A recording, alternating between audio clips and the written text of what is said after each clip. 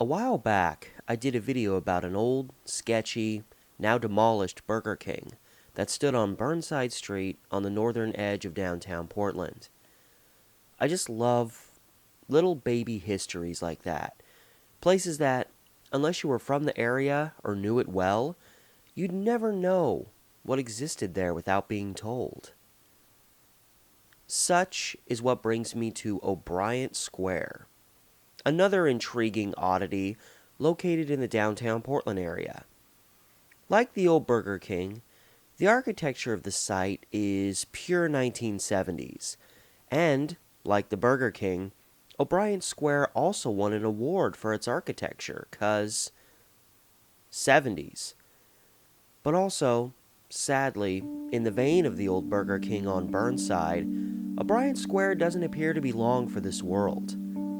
In March 2018, the site was closed to the public and fenced off due to, as it was reported, structural issues with the parking garage directly beneath it. Since its closure, there have been multiple suggestions regarding what to do with this property, almost all of which include demolishing it for something new. But for now, it just sits here and waits.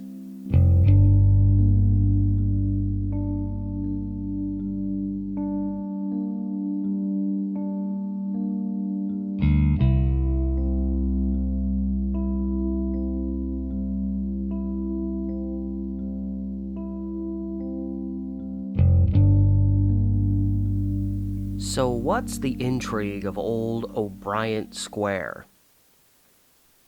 As an outsider who never really spent any time there, I hope I can make sense of it. See, back in high school, there was a spot at the end of my school's parking lot. It was known as the Pit. The Pit was where the, let's just say, alternative kids hung out. It was where a select few went to be away from the maddening crowd. I remember people constantly trashing on them, for no discernible reason, or trying to run them over with their cars as they crossed the parking lot. A lot of hostility for those who chose to do things a little bit different. I saw a lot of this type of crowd hanging at O'Brien Square before its closure, but they were often shadowed by the druggies and or homeless who also hung in the area. And when this, quote, pit crowd ever got attention, it was often just jumbled in with the aforementioned major problems occurring there, thus scapegoated. I remember seeing people skateboard there, which they still do now technically, and getting blasted at. People dressed all in black, glared at. People getting dramatic for fun, stared at. Sadly, the city of Portland, and lots of us people for that matter, are great at revering some for their uniqueness while, at the same time, obliterating the very places they enjoy. Case in point, the X-Ray Cafe that stood on the ground floor of the old Holm Hotel in the early 90s. This was another hangout space for the, quote, oddballs and outcasts. But when an anarchist gathering got out of hand near the club, public sentiment went south, and the site was scapegoated into closure. This combination of people just looking for a hangout spot, mixed with the junkies that lingered in the area, might account for the oddly polarizing perspective most people have of O'Brien Square. People either treat it as this cute little hangout spot to eat your lunch and do some people watching, while others have described it like a drug-infused entryway into hell. Maybe it's just about the time one chooses to be there. Despite one's given personal perspective on the site, there has been long-term validation for some to want to stay away from this site. O'Brien Square has also been nicknamed over time as Paranoia Park, Paranoid Park, Crack Park, and Needle Park. Granted, nowadays there's sadly probably about 50 different spots in Portland that could be referred to specifically as Needle Park. If one looks at a map of downtown Portland, they'll notice two fairly long stretches of green space. One is the South Park blocks, running along Park Avenue from the southern end of Portland State University up to Salmon Street. Several blocks north, running from Burnside to Gleason Streets, are the North Park blocks. In the space between the two, there is the occasional park that pops up, including Little Ankeny Park, the recently constructed Director Park, and, right in the middle, Little O'Brien Square. A long time ago, the actual plan was to have these park blocks run a continuous line all the way through downtown.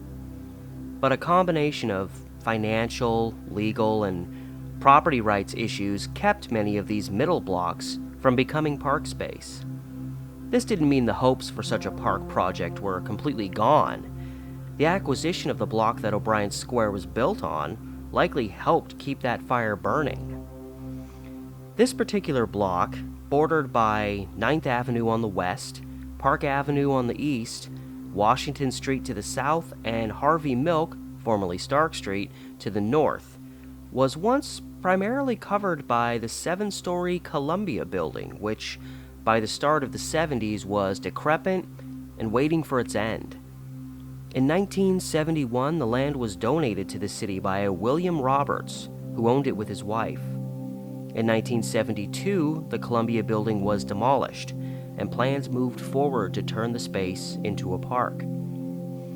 Built primarily of mortared brick, the square was funded by a $1.25 million investment from the city, the plans being to recoup this money from revenue gained from a 90-car parking garage that was built directly beneath the square. The park's strongest attraction, its fountain, dubbed the Fountain to a Rose, was mainly funded by a Donald Sloan. Sloan had once been the prime minister of the Royal Rosarians, a group of Portlanders chosen to be the official greeters and ambassadors for the city. Interestingly enough, this garage and this fountain would both serve as the death knell for the square many, many years later. The park was officially dedicated and opened in December 1973 under the name of O'Brien Square, named after early Portland pioneer and the city's first mayor, Hugh Donaldson O'Brien. Despite its modest appearance in many aspects, the park received a design award in 1976 from the United States Department of Housing and Urban Development. The site was certainly respectable in its early years. You can tell by the way some of the folks there were dressing. In 1976, independent presidential candidate Eugene McCarthy decided to use O'Brien Square as the site for a rally during a campaign visit to the city. One of the largest planned gatherings in the square would happen only 4 years later. On December 8th, 1980, iconic singer John Lennon was gunned down in front of his New York apartment. Memorial gatherings were had all over the country, several of which occurred in Portland. But the largest of these happened in O'Brien Square, where, on a wet December 14th, some 150 people gathered to remember the former Beatle. A recording of the songs sung by the crowd was reportedly sent to Lennon's wife, Yoko Ono. The 70s were certainly an interesting time for Portland and the square. However, as the 70s transitioned into the 80s, the city as a whole began to shift. Violent crime sparked all over the country. Drug use grew, specifically spiked in the mid-80s in Portland. The restroom, located on the southern end of O'Brien Square, became a prime spot to do drugs, among other crime. Being surrounded by tall buildings gave the space a very isolated feel, a perfect spot for criminals and addicts to flock to, and a typical spot for everyone else to find little appeal in. A potential after effect resulting from the tunnel vision the city really had about wanting an additional block added to the park blocks. By the late 80s, another thing Portland became known for was its high number of, quote, street kids. Teenagers living on the streets. As long as a place had square in its title, these kids hung there. Pioneer Courthouse Square was their most popular hangout, but O'Brien Square was another popular spot. According to the book All God's Children by Renee Denfield, more than half of the city's homeless youths worked as prostitutes, working the area in and around O'Brien Square. This led to Portland being nicknamed Boys Town, based on all the young male prostitutes that were walking the streets. And one spot often used for prostitution was that restroom at O'Brien Square. Many of these young homeless also formed into street families who would claim certain areas as their own and protect those areas from other street kids. While one's opinion of this spot varies depending on who you ask or when they choose to frequent the park, arguably the darkest events to come from O'Brien Square were those that involved the loss of life, or were at least connected to it. James Daniel Nelson arrived in Portland in 1992, a 16-year-old runaway from Sacramento who quickly ingratiated himself into the street kid life, often hanging out at O'Brien Square and eventually becoming part of one of these families, in particular one that lives down under the Markham Bridge. A maniacal string of murders began when the leader of Nelson's family had members murder his own father so they could obtain his home in St. John's. What followed were multiple murders in relation to that first one of which was committed by James Nelson.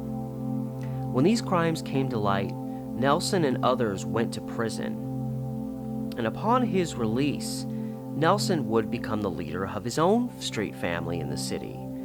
In 2003, members of this family beat and burned up a young, developmentally disabled member of their family named Jessica Williams.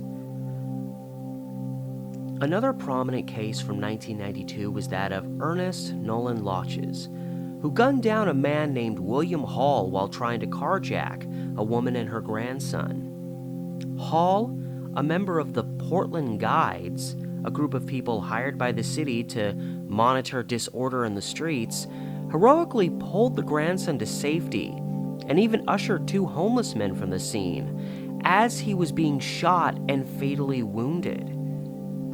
The origin of this situation was O'Brien Square. At around 2:30 p.m. on August 22nd, Lotches began accosting another man at O'Brien, pretending to be a police officer. An altercation ensued, and the man quickly reported it to a Portland Guide member. Lotches fled the scene, chased by Hall, and the shooting occurred only blocks from there. Lotches, convicted, sits on death row to this day.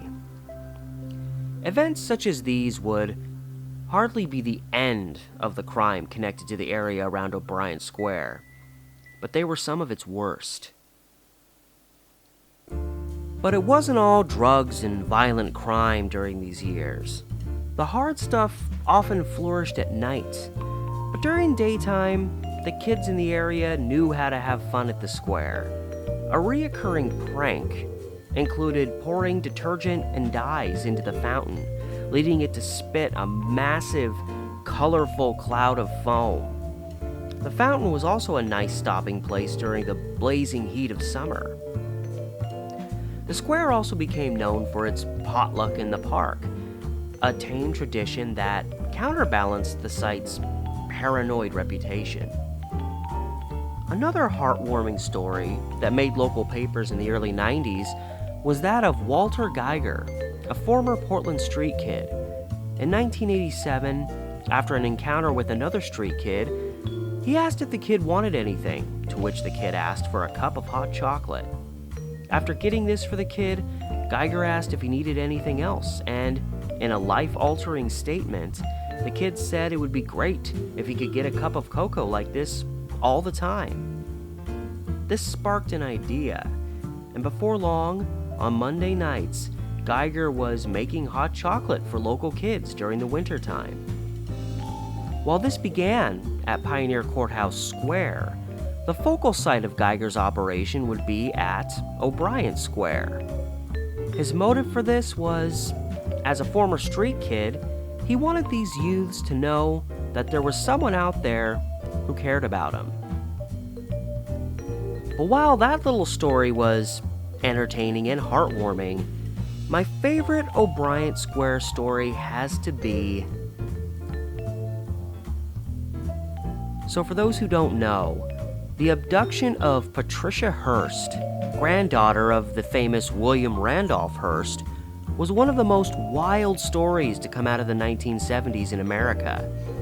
On February 4th, 1974, Hearst was abducted in San Francisco by members of a guerrilla organization known as the Symbionese Liberation Army, or the SLA. This alone was a major story, but it completely exploded in April when Hearst was infamously caught on security camera helping the SLA rob a bank, clearly showing she was no longer just a hostage. Only days after this wild event, mysterious leaflets began to show up on the campus of Portland State University, stating that an SLA rally was going to happen in O'Brien Square. And beyond that, these leaflets stated that Patty Hearst was going to be there. Preparations were quickly made.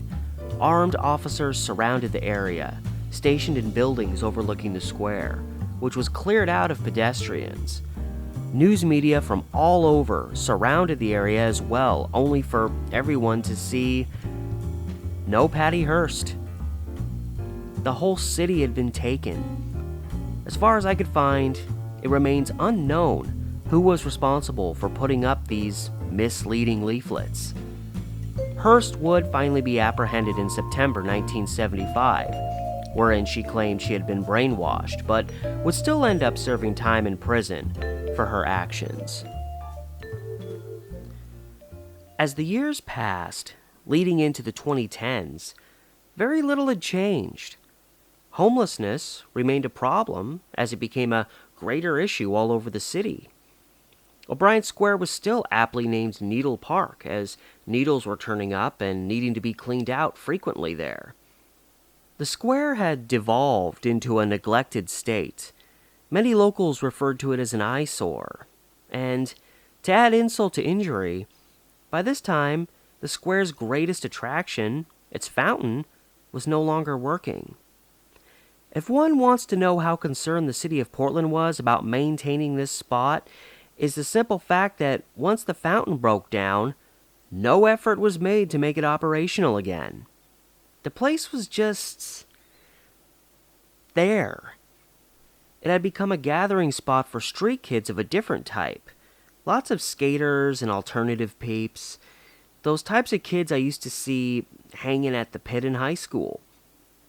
This coincided with the first visit, at least that I can remember, to that location, which happened back in 2016, when I first was starting to get better acquainted with the downtown area of where I'd grown up. So my first experience at O'Brien Square, at least that I can remember, I may have gone there as a little kid. I was randomly visit downtown a lot with my mom, who worked downtown for a brief period when I was a kid, so I may have gone there at some time, like in the late 80s, but as far as times I remember, the first time I recall actually passing by O'Brien Square would have been in 2016 when I was traveling around and I was really trying to get to know certain parts of Portland better, downtown, Portland being the primary area, and O'Brien Square sneaks up on you, especially when you're not expecting it, because it's surrounded by all these big buildings, and you can be a block away and have no idea it's right around the corner. So I was walking around with my girlfriend and it just popped up. I remember it just kind of popped up. I was like, what is that? I had never even heard of it, didn't even know what it was for. And we were on the north side of it, which is, it's elevated. It's like an elevated park on that side. And, you know, it was a mixed bag. It wasn't particularly scary. It wasn't anything like, you know, certain parts of Chinatown where you're dodging needles and people are yelling at you and like sometimes following you and all that stuff. And as was the norm, there was like, I remember seeing like a group of like young people all dressed in black, kind of getting loud and rowdy. It was fairly typical of that area during this time. So that was normal. But I remember because that group was being kind of loud, and I remember hearing some like yelling and not really knowing if that was coming from that group, which was also being kind of loud, or if this was like somebody else having their own situation. So I kind of just remember me and my girlfriend looking at each other and being like, I don't know what that is, but let's just keep on walking. So in a way, I guess you could kind of say my first experience at O'Brien Square kind of synced up with the general consensus of the place. Like, it was kind of good and kind of crappy, but not really too much of either. So, like, yeah. And if you want a full comprehension and explanation in terms of understanding why people's perspectives vacillate so much, my minimal amount of time spent there, I'm not the world's greatest expert to answer that, but I think, first of all, a lot of it depends on whether you're there during the day or at night. And also, I think a lot of it really comes down to luck, if I'm going to be totally honest. Are you lucky to show up there at a time when nobody's going to be there to mess with you? I was astonished when I shot all of the on-scene video that I captured for this project. I was there for about 40 minutes. Nobody was around. 2 skateboarders showed up. 10 people maybe walked past me. Barely anybody was there. No sketchy people. It was just a matter of luck. Had I been there 2 hours later, I may have been accosted by people. That's really what I feel it comes down to, is really when you're there. And I feel like a significant reason why it could still be considered fairly sketchy and why it's sort of had an off and on element of sketchiness about it through the years. And this has shifted, I think, a little bit since the pandemic, but in recent history, the last several decades, I feel like downtown Portland has very much been split right down the middle. There's troublemakers, addicts, all over downtown, but the amount that exists in the southern half of downtown compared to the northern half is considerably smaller.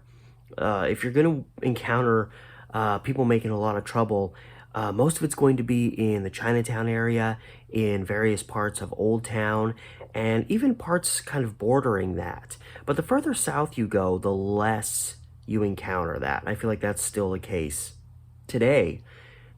And kind of, I'd say, roughly Pioneer Courthouse Square is kind of a good middle ground in terms of what is kind of the middle of Portland. And O'Brien Square is a few blocks north of there. So you're going to get your share of troublemakers. And it's an area that isn't, it isn't a building with a private business. It isn't a private residence. It's a place where people can go and congregate. Yeah, on the surface, O'Brien Square is very unremarkable. Pretty much any way you look at it, it's a mixed bag to most people. And yet it has, at least as far as I'm concerned, this very rich, intriguing history. But to the random passerby, there's never really been a whole lot to see there. So yeah, O'Brien Square was just sitting on borrowed time. But then, something strange happened.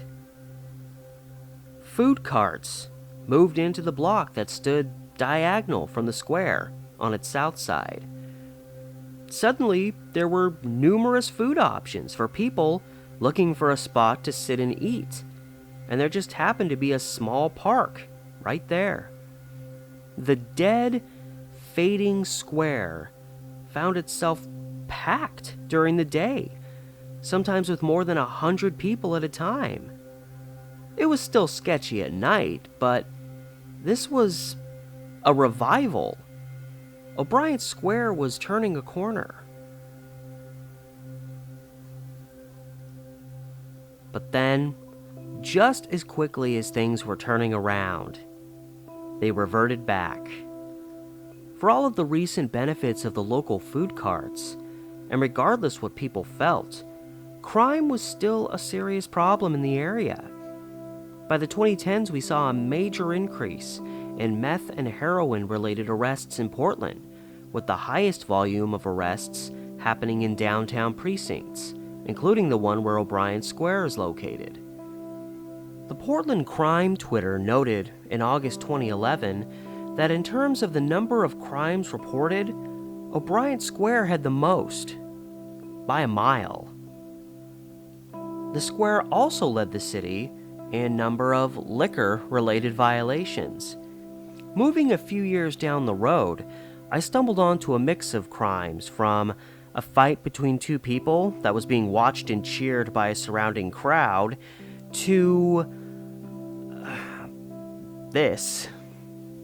Both of these happened in 2017. Also in 2017, in February, a woman had an altercation with two other people in the square.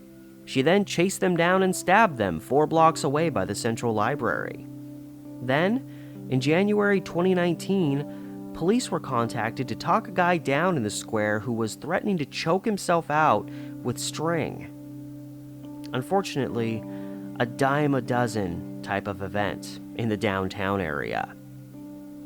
And the sad truth is that while all of this was going on, as the long-neglected fountain would indicate, almost as soon as the park was built, it faced neglect by its own city. Even when opportunities arose for improvement, O'Brien Square always found itself forgotten. In 2002, the city was discussing the possibility of putting an outdoor, seasonal ice rink in the city, with a focus on trying to place it at Pioneer Courthouse Square. However, the developer endorsing the project actually favored placing the ice rink at O'Brien Square. It's unlikely the city considered this alternative for even a minute. And as far back as the mid-2000s, plans were being made to revitalize 3 park spaces, creatively titled 3 Downtown Parks. And even in the 2006-2007 city budget, this project is referred to as the O'Brien Square and the 3 Downtown Parks project, almost implying O'Brien Square was at the forefront of it all. The other 2 parks included were Tiny Ankeny Park and trying to develop Director Park. For whatever reason, the Ankeny and Director Park projects went through, but O'Brien Square remained in disrepair. They couldn't even be bothered at least to fix the fountain. When all is said and done, I feel like the city was more than happy to see this so-called eyesore shuffle off its mortal coil, which ultimately happened on March 5th, 2018. The city issued a news release stating the park was to be closed due to structural issues in the parking garage beneath it, which itself had been closed months earlier. It appears leaking water from the fountain above had contributed significantly to the structural problems within the garage. Fencing went up shortly after this and remains up to this day. I assume the city hoped this would create at least one space where crime and vice would decrease drastically.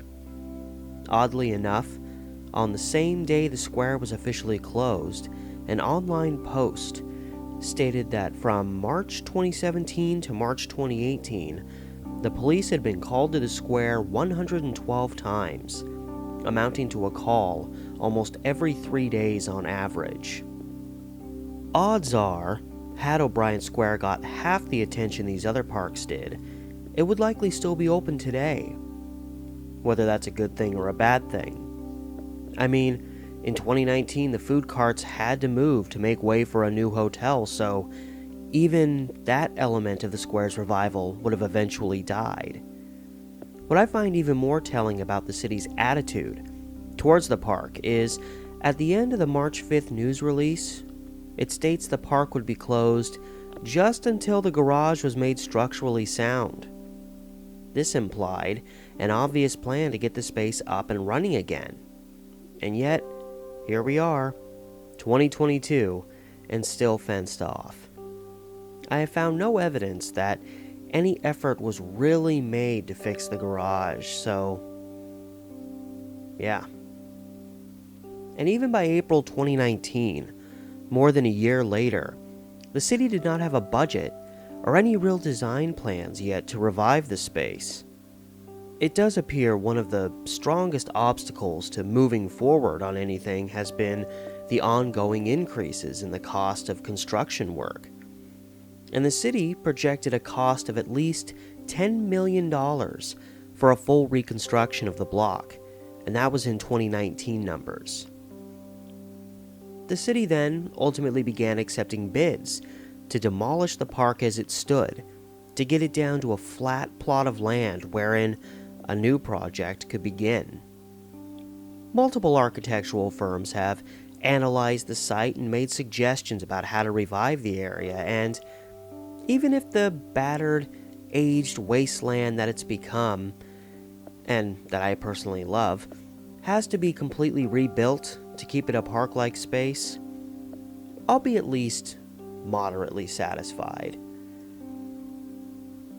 2022 has found the city pursuing millions in federal grant money to help in the future of O'Brien Square, and as late as April 2022, Prosper Portland is managing the property for the city and seeking offers to move the square's space into its next phase. But for now, as we have for years, we continue to wait, and the square continues to sit there. When I first encountered O'Brien Square, I paid it little mind. It was just a random, battered space filled with a diverse mix of characters, some of which made me not want to hang around for too long. But now, with the ghost of what was still just lingering there, I've discovered a robust appreciation for the spot, and now its oddball history. Why has it appeared to fail? Currently waiting, almost as though on death row, for its likely destruction? To me, O'Brien Park is like the average little kid's Christmas present. It's beloved and coveted, especially when it becomes a reality, but once the kid has it, after about 5 minutes, it usually gets tossed aside and eventually forgotten. O'Brien Square was a beloved accomplishment when it opened, but over time, as it became a more sketchy area, and even when it wasn't, it was quickly neglected and forgotten, and with time, it deteriorated to an unsafe state. Despite being in line with the city's park blocks, this was not the greatest spot overall for a park to be built in general, and once the drugs and other crime came along, it seemed minimal efforts were made to change that.